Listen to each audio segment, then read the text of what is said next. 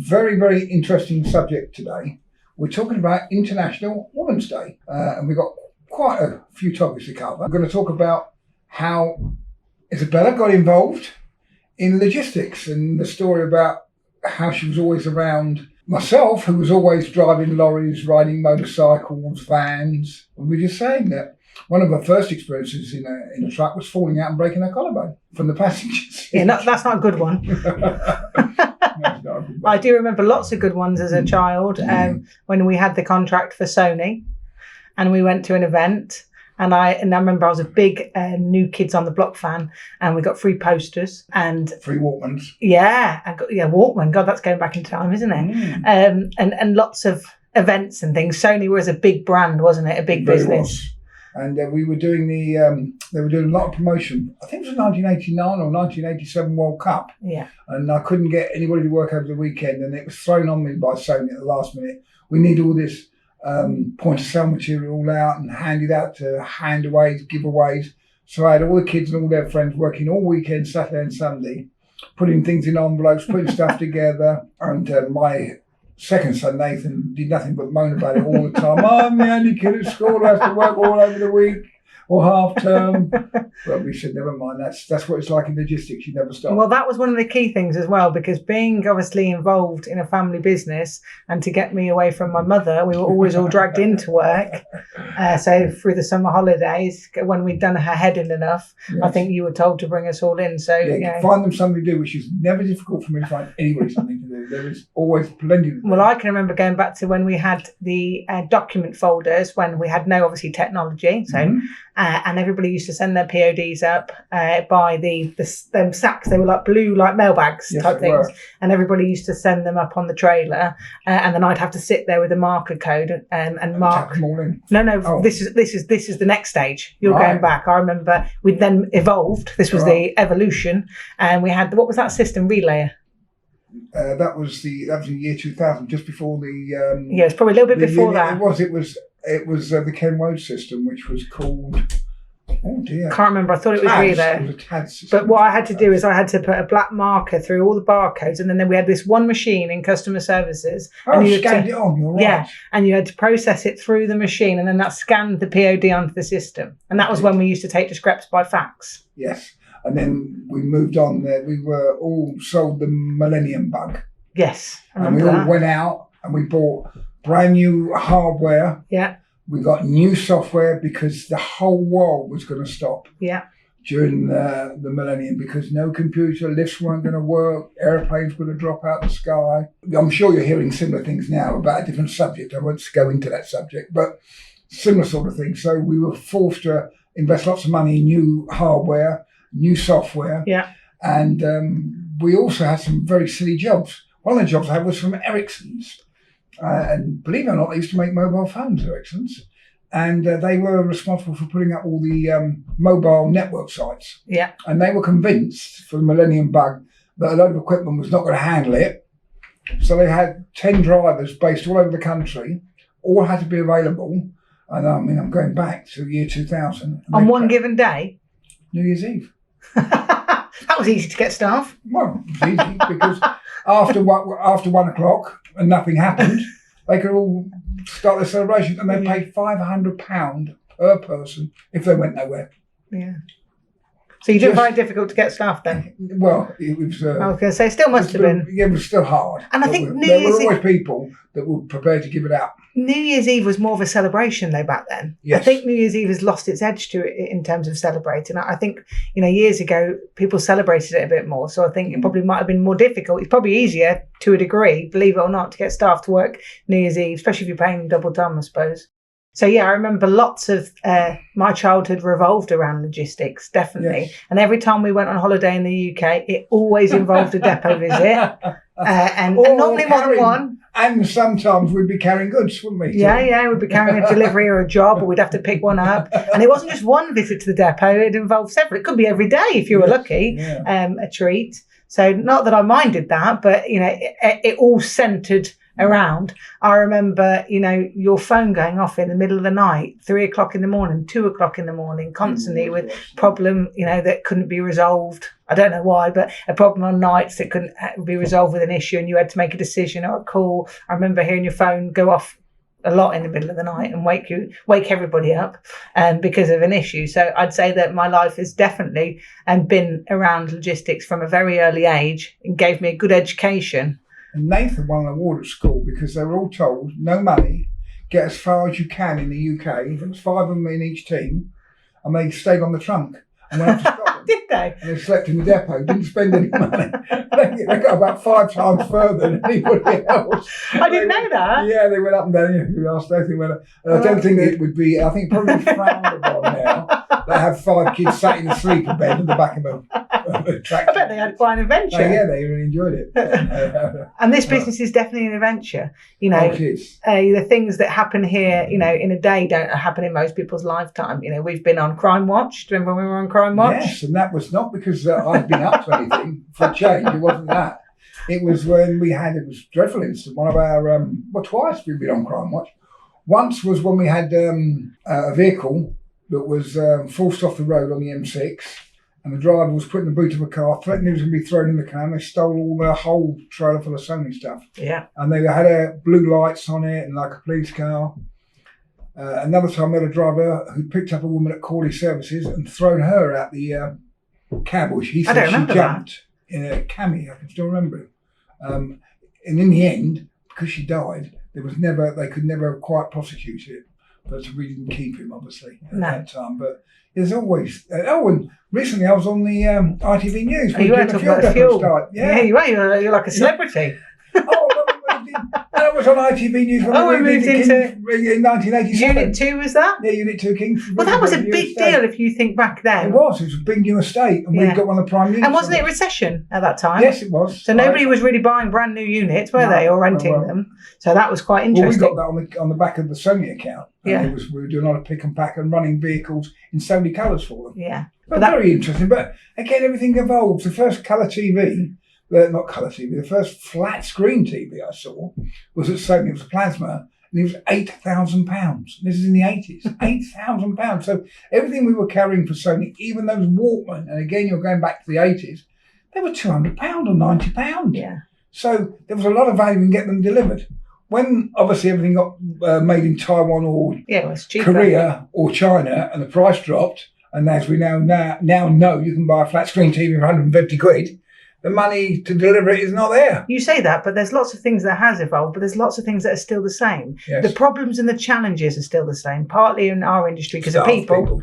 So that hasn't evolved. No. There's lots of technical advancements in our industry, don't get me wrong, not in particularly what we do at XDP, but in smaller stuff, automation, robots, technology. As I was saying to you the other day about the e-gates. Yeah.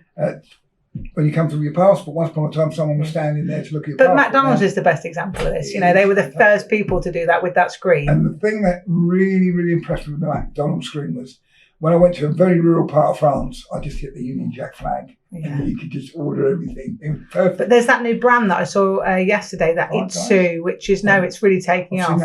Yeah, and that's because part of it's technology as well, because of the automation of how you order and stuff. So, although I think in a way, actually, our industry and our sector it's a bit like construction. It's quite dated still. We haven't evolved when enough. I think about we were talking about the IT for drivers and people, that's come on massively. Yeah.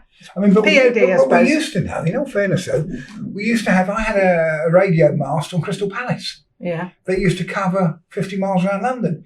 So we were getting POD information, verbal, over the radio from people. Yeah. So, but we didn't get the hard copy till they got back. Yeah. But you say now it's live. Now it's live. The route thing is good because people you can have somebody start. Yeah, whereas you can have somebody start. Yeah. But a lot of businesses in our industry still have traffic managers, route planners. Yes. For me, I don't see why you need it. Technology, Apple Maps nowadays, or Waves, or all the technology everybody uses. I was keen on Waves. Lewis got me into Waves. When the M6 was shut the other week up by Preston. And I said, you sure you want to use this? And we came off the motorway. I said, I think we should go up a bit further. No, the rate is good. and it sent us all around the back of Preston, very It's busy popular. everywhere, yeah. And it put us back on the motorway just before when the accident happened, where we shut. So Well, it was not impressed with way. So that bit of technology, I'm not keen on. I find Apple Maps, but you think about it, that's why, you can, it is really a low barrier to entry, a driving skill driver, Well, not class one, delivery I driver. will say what your brother said to me, Nathan again. Sat nav transformed my life. Yeah. Because he could never find his way out. Well, couldn't find his way from the dining room to the bedroom. He was get lost anywhere. He found his way to the kitchen, all right. In terms of what I've seen over the last, 30 years, coming in cartwheeling across the accounts office after school, as Valda reminds me often about what I used to do and mess around. I've seen a lot of changes. Obviously, I've been responsible for some of the changes in the latter years, but I think definitely on the demographic, if we're talking about women in the industry. Massive. We have several women drivers now. Yeah, but when you started out, when you were first doing motorcycle career, who did you ever come across in your industry? We always laugh, especially when we're in motorcycle careers, because a woman never lasted more than a week. What, being a driver on a motorcycle? But too cold. Too cold. It's not the finding, it's just they just can't handle the cold. No, I get that. And this climate's pretty cold most of the time. And when you're riding into the wind, you get freezing. So when did you start to notice more women in operational things in this industry? Well, I think it became, they de-skilled a lot of the jobs and took a lot of the, I'm not being derogatory to women, when I say de-skilled, women, again, I'll get myself in trouble. We're not naturally so good at reading maps. No. So when you've got the technology with that allowed more women to enter in to become drivers, and women are more better drivers as a rule because they're more safety conscious, more patient. Yeah. And when we stopped having to rope and sheet trucks, and you've just got the internal straps and curtain side, and you've got a massive power assisted steering, automatic takes out the manual element. You've got cameras all round now, so there's no reason why a woman can't drive a tractor unit and a big trailer any different to a man. The only physical bit is winding down the legs, but I'm sure at some stage they'll automate that, just winding down the legs and climbing up and hooking out the scissors. But we've got a couple of ladies who drive for us on a regular basis. And there's more now you see on the roads. Yes. But I mean, I don't necessarily think it's in terms of other skill sets that, we're very good multitaskers as women. Yes, well, I always love what you said, and I think it's fantastic. We have a lot of managers and supervisors all around the network, and they do not like telling a driver or another member of staff what to do if it's a man. For some unknown reason, there's always frightened of a bit of pushback. Whereas, as you say, women push men around all day long. Every man I normally interview in an operations role, and anyone who's seen me or knows me interview them will know I've said to them, what is it that is wrong? Women tell men what to do all day long. It doesn't seem to be a problem. But when a man wants to tell a man, it's sometimes it's aggressive. Well, there was Hilary Debris. She was a trailblazer. She was, as we say, known with Panklink originally. Then she went into Palex. Yeah. And she took over Palex, and she was really one. And then she got into Dragon's Den. Yeah. And she was, unfortunately, she's dead now, but she didn't live to be old bones. But she was a real trailblazer for women, and did a lot of things that men couldn't do with that business. I don't necessarily think, though, it's always about the industry. It's the business and it's the role. We've got a lot of women in this. It's a tough industry. It is, but there's no margin in it. So no, you there can't isn't afford to waste anything. But I've been in it a long time now. I still don't come across loads of women in senior positions in logistics. There isn't. We notice all the Chinese people that we deal with. In logistics, they're all ladies. Yeah, they are. Yeah, most of them are, in all fairness. But in our industry, it's still a very, very male-dominated industry. Yes. I think that's partly because women don't see it as appealing to get into because it's dirty. Yeah. It's earthy. Yes. And I think it maybe isn't as marketed or appealed. But it is getting more exciting to a lot of people, I think. But I don't think it's promoted. But you're right, there's a lot of jobs that women just don't want to do. They're happy to be a solicitor. They're happy to be a surgeon probably or other things. But they don't necessarily want to be on a construction site. No. Or drive a truck. But I think it doesn't appeal to them. Yeah, but I think a lot of people don't realise logistics isn't just about the coalface. There's lots of other elements to it. Look at all our customer care team at Final Mile, they're all female, aren't they? Not by design. That's what they choose to do. We've got a couple we've got George and Julio. Yeah. But we're mainly all female, aren't we? Yeah, but I don't think it matters. I think it's the skill of the person. But I think I need to do more and my team need to do more to encourage more females into the industry, because I think there's a lot of value that can be added. Well, we had someone here and she went to work for the ambulance, Shannon. Yes. And Shannon was I thought she would really have a good career here. I thought she was going to stay here all for the a skill while. sets, And she had the right skill sets, Yeah. and knew how to manage men and people very well. She's only a young girl. Yeah. What, early 20s. Well, you can't really teach that. You've either kind of got that. She's got it. Yeah, and actually, that's the biggest challenge, really, that most people find of progression that I've experienced in any business is they struggle to manage people. And most people can't progress in business or in their role because they just can't manage. And, I would say that a lot of our best managers are women, and especially around our best depot manager, Lucy, who just won it. Yes, I texted her last night about her father's been a bit poorly. Tim. And I think they make, just because of the capabilities of being able to multitask and women have high emotional intelligence, so they know what someone's thinking, and they know how to manage the emotions, and rather it just being work. I think they could build a relationship and a rapport. So I think that makes a difference. And there are more. We've just been down to a garage, a Mercedes garage. We've got some new tractor units coming shortly, and there's a lot more women involved. And at all ports, the lady that we deal with there for the Renault tractors is Natalie. Yeah. There's a lot more women involved in the industry. You're correct. And there's only one I can't be. But it doesn't have to be that it's women. It's just nice because it has been very male dominated, and the two can work together just like a marriage, just like a partnership. It's a team. So it was my birthday yesterday, and I was 42. Oh, congratulations! Thank you. I didn't know. Thank you. Such a long time ago, I can't remember. 42 years ago. I've got a question for you. So obviously, I'm 42. I'm obviously a mother of 2 teenage boys for my sins. Don't ask me what but I didn't have 4 kids like you, so that's a bit of a difference. Obviously, I'm MD of XDP. I'm also about to launch another business shortly, which is very exciting. What were you doing at 42? What was I doing at 42? I think I started this business at 42. It was 1995. I was born in 50. Your maths is normally quite good. Yeah, it is. So I was 42. I started this business. There we are. There you go. I started this business. Just started into it. I've been running another business for 15 years. Yeah. But I just started XDP. And what do you remember about that time? I'd sold my other business, and I had a reasonable sum to invest. And as I started the business, I thought, have I made the right decision, or am I going to splurge all this money against the wall? And Vala was with me then because she was in my old business, and we had some tough times, Vala and I. But money was very tight, and we were robbing Peter to pay Paul. And then Paul was getting too fat, so we robbed Paul to pay Peter.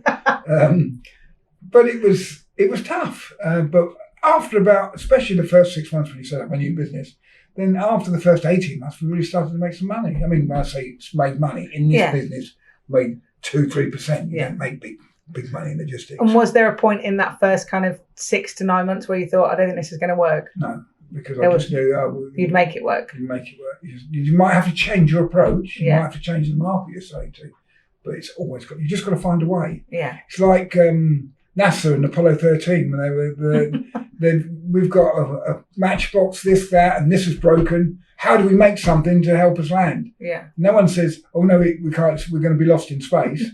You've got to have the right. But so many people. Well, they first give up. hurdle, second hurdle. What's the point? That is the problem. But as I had at that time invested over £500,000 in the first 6 months. Yeah. In 1995, which was a lot of money. Yeah. And I'd worked very hard for that.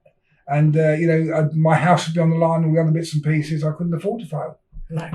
But where are you going to take 4 kids? I suppose we could have got a caravan. Yeah, and gone to a depot every day, like normal. Not much would have changed then, would it? And what was your secret then back then? Would you say, because funny enough, it's talked about all the time. It's a subject that comes up about work-life balance. And for ages... There was no work-life. If you're working in your own business, there's no work-life balance. It's all work. Yeah, well, it's funny enough, I talk about this quite frequently with some of my friends in business, and we have conversations about it. And I think for a long, long time, I really thought that I could find the balance. And then I think the nicest thing for me was realising that I don't have to really, and then the two just blend together. And as long as you're okay with that and can manage it, it doesn't really matter. No. But it took a long time to realise that. Never on holiday. I mean, people, I've been away to Australia. Every day I'm logging on or doing something. Even now at my age, I'm still doing stuff. But I choose to. I want to. Well, it's either part of your DNA or who you are, isn't it? Can't help who you are. Yeah, if you want to be, and look what's going on. Still interested, yeah. There comes a time. And there's a control element to it. Not so much control, just the interest is the big thing. Yeah. I'm quite happy to see control to other people. I don't worry about that. John could go. And only if they do it well. Yes. If they don't do it very well, then that's not. On their back. Yes, indeed. Then that's challenging. Yes. So isn't that interesting? So when you were my age, you just started XDP. That's funny, isn't it? How timely. There's lots of people that I deal with that are women, but it doesn't matter. And your customer care team and sales people are women, aren't they? My key staff are women. Yeah. It's not by choice. It's just by ability and productivity and effectiveness. I'm feeling. No wonder there's so much male suicide when you get comments like that. I'm feeling worthless now. No, we still have lots of fantastic, wonderful men. I know. I understand that my job is I have to unscrew the lids off things. That's my number one job. You've still got some fantastic. You've got Raj, who's been here. Raj is. And who was I going through the Long Service Awards the other day? Nick Bailey. Paul Morton's 25 years. Yeah, but he was with the other business. I know that, but I count as XDP since he was 16. 17. And funny enough, I was telling somebody the story about the other day about how he nearly killed you on the M8 about 4 years ago. Yes, I know. So when hopefully you'll get a chance to do a podcast with Paul and you can talk about that, because who was I telling the story to? And I was saying that you couldn't believe it. You were laughing because you thought, if I'm really going to die in a car with Paul Morton. What a way when you laugh. All the silly risks I'd taken before, and I was going to end up getting killed on the M8. I know. I don't know who I was telling that story to, but it was quite interesting, really. And again, we were talking about drivers in the M8 and other bits and pieces. Sadly, we lost Bogdan. Yeah, but we did. Does his wife still work for? She was an HGV driver. No, she doesn't anymore. But she was an HGV driver. She was. Yeah. Yeah, based out of Skem. So, it's good. It's nice to have a bit of balance, but, and something that we want to do as a business and I want to do is really try and attract more females into the industry. So we'll be working on a bit of a marketing plan to try and encourage people. Lucy will be part of that because she's such a great advocate for the business and for our industry, especially in the not necessarily in the project management, administration, HR. I mean more in terms of operators. She's a really good operator. Her father was too. Yeah. Famous. So, but she's key. She's key to us really, and a really important part of our team. I can't think of any of the success stories. I think for me, I'd say Hilary Devery was one of the real big success stories. I'm trying to think who else I know in the females. The White Company. What a fantastic lady she is. And she's married to the guy that owns Charles Turwitt as well. Yes, I remember reading about that. Yeah, what a fantastic team they are. Yeah. And that's a business that's evolved and kept going. Unusual, really, in a marriage to have two really successful separate brands of people. Think two egos could live together. No, you wouldn't. But how fun! I always think they're a great example. I think I'd struggle with that in my household, but I think it's important to have a good mix and Well, I'm looking forward to lots more women join us in logistics, and I think it's a great place for them. And the more they can push the men around, the better. Well, we'll have no problem doing that. We're experts at that. What is it like working with family, father in particular?